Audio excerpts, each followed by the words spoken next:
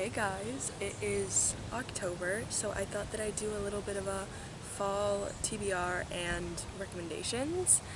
October to me feels like it's genuinely fall, September doesn't, so that's why this video is now. And yeah, I think these are gonna be fun. I'm gonna do some recommendations first so that you guys can get a little bit of a taste of fall. Fall books are like, I feel like there's a pretty big array, and I brought some from different genres to try to like encapsulate it better, I guess. So first we're going to start with Atonement by Ian McEwan.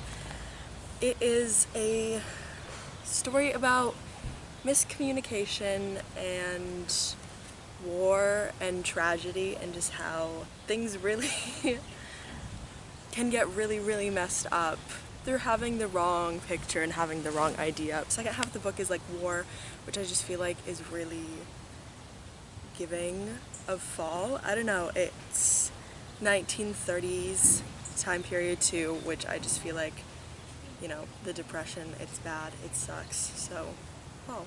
The next book is a bit of a one-off for me because I don't read thrillers. I'm like so scared of basically anything, but I thought because it is fall, so many people find it the right time for like spooky season and just like scary stuff. So a thriller, The Girl with the Dragon Tattoo by Stieg Larsson.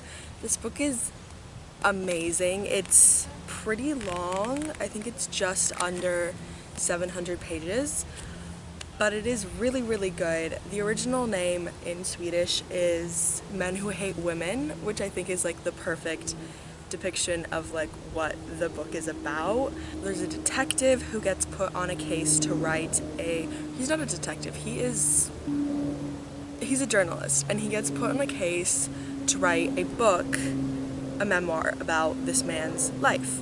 On the side, the dude was like, hey, like, can you kind of like at least attempt to like investigate what happened to my granddaughter because she like died or something 50-60 years ago.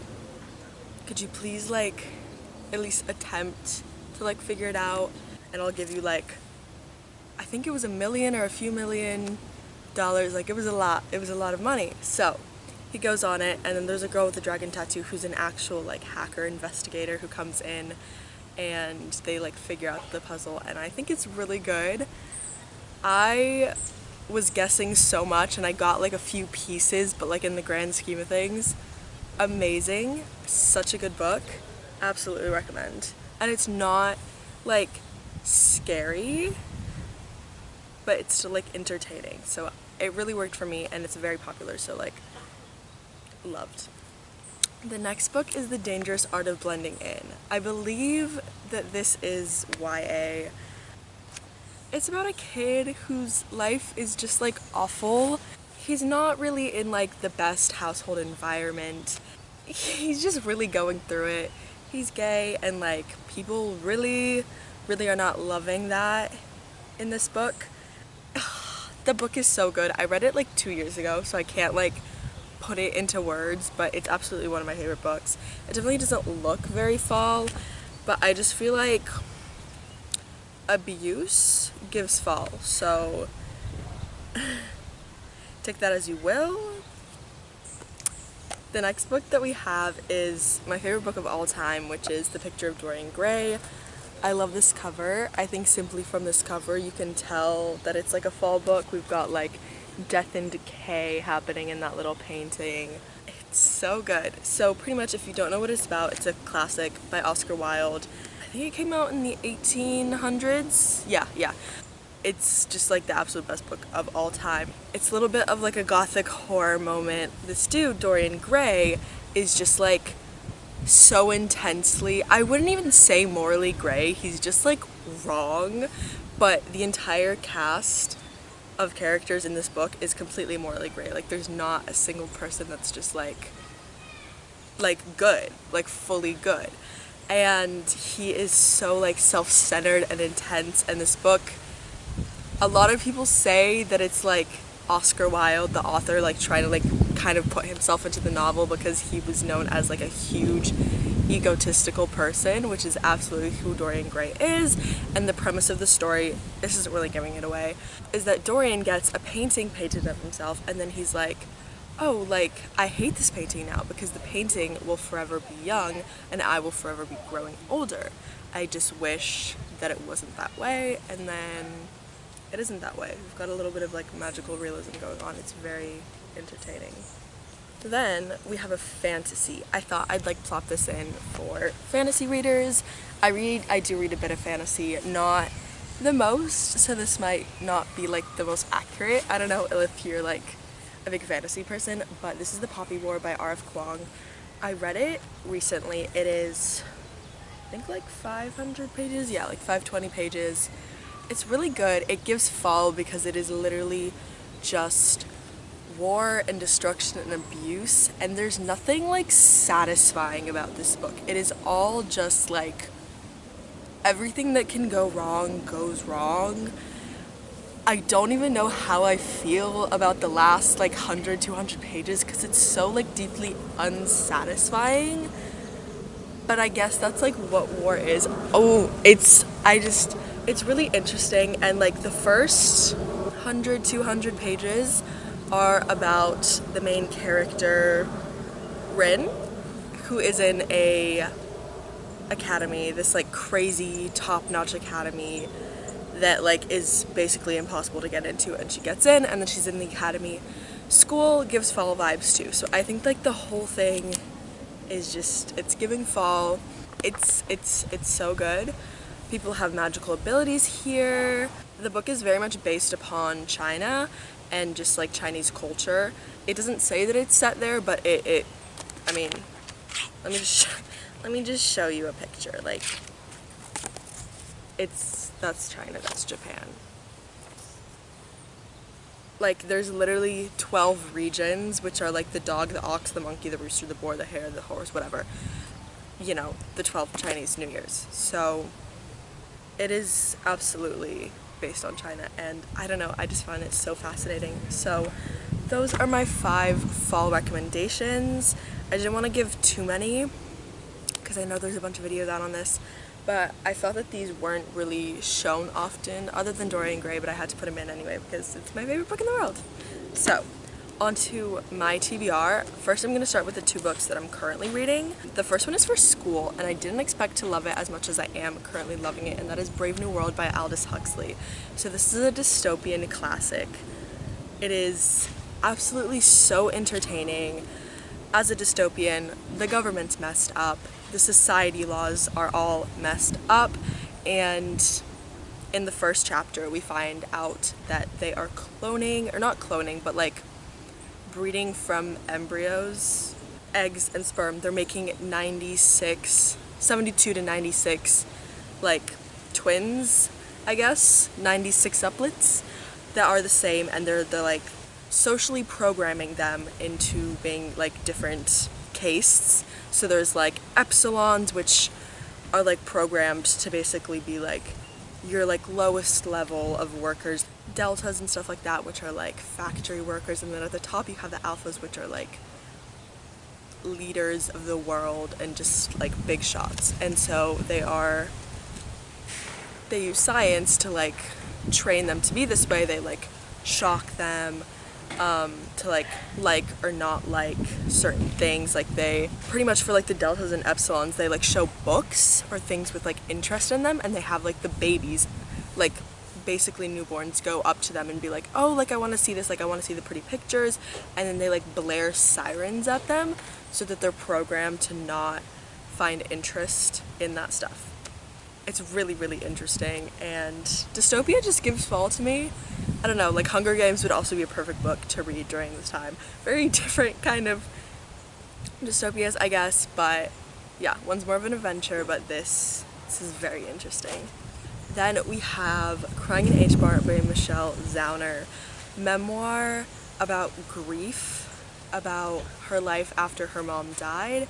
Like, what is more fall than a memoir about grief? I mean, it's just perfect. It is so perfect. My camera's dying and I still have a lot of books to get through, so this is terrifying. It's so good. I'm actually tabbing these 2 books, this one more for like academic reasons so that I can like quote it for class.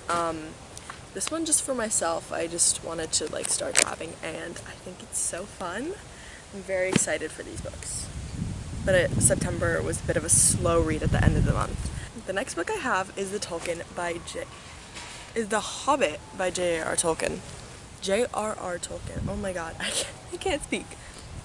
Anyway, I'm like a huge Hobbit, Lord of the Rings fan, but I've never read the books. There's 365 pages, so I'm thinking like one page a day. I'll finish it in a year. It's a cute adventure about a little hobbit. He runs into some things. There's wizards, there's dragons. It's fun. It's lighthearted. It is not what the Hobbit movies are, and I'm very excited for it. This is a bit of a reach. I don't think I'm actually going to end up reading these, but I wanted to put them in anyway because I also just got these are the Lord of the Rings trilogy. We have The Fellowship of the Ring. I hate these versions, by the way. The Two Towers and The Return of the King. I just rewatched The Fellowship of the Ring last night, and we're watching The Two Towers tonight, and then The Return of the King tomorrow night. It's a yearly tradition, so yeah, perfect timing too to start reading The Hobbit. Then I have Frankenstein by Mary Shelley. Like, what else do I have to say? It's about Frankenstein. It's not really even about the monster, if you actually know what Frankenstein is about.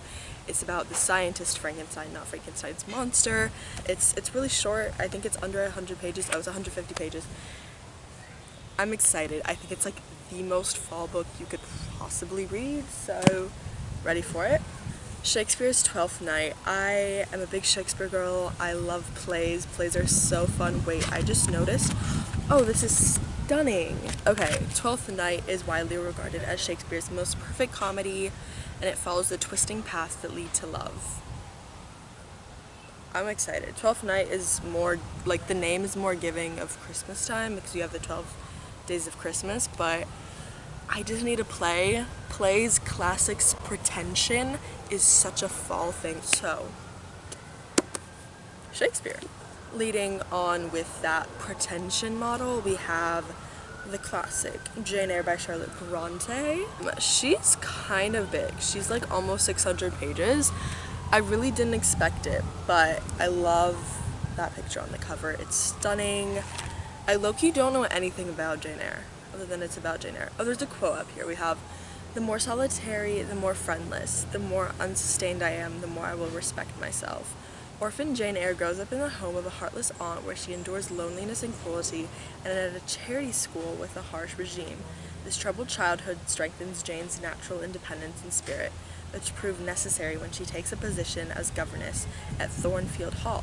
But when she finds love with a sardonic employer, Rochester, the discovery of this terrible secret forces her to make a choice. Should she stay with him and live with the consequences, or follow her convictions, even if it means leaving the man she loves? I think there's such a big thing about people not actually knowing what classics are about. I knew it was like a love story between her and Rochester, but I didn't know any of the rest of it. I didn't know that there's like a plot twist moment where she has to like figure out like if she like leaves him because he's messed up in some way, and like the whole orphan thing, and just that, like, that sounds actually really intriguing. I feel like people just don't know that much about what a lot of classics are about, so Jane Eyre. And last but not least, we have The Corrections by Jonathan Franzen. First off, I have to say how much I love this cover. That down there, just like the classic American dinner of like the 50s, is so giving. Let me like read the back because this got me. I've been recommended this from any like site that like is like, here's your books, here's your recommendation kind of vibe, like Goodreads, StoryGraph, all that stuff recommends me this every single day. So I got hooked. A comic tragic epic stretching from the Midwest to the mid-century of Wall Street and Eastern Europe of today, The Corrections brings an old-fashioned world of civic virtue and sexual ambitions into violent collision with the era of home surveillance. I have like 2 minutes left, so I'm just gonna do this on my phone. Like, I'm not going in to charge my camera.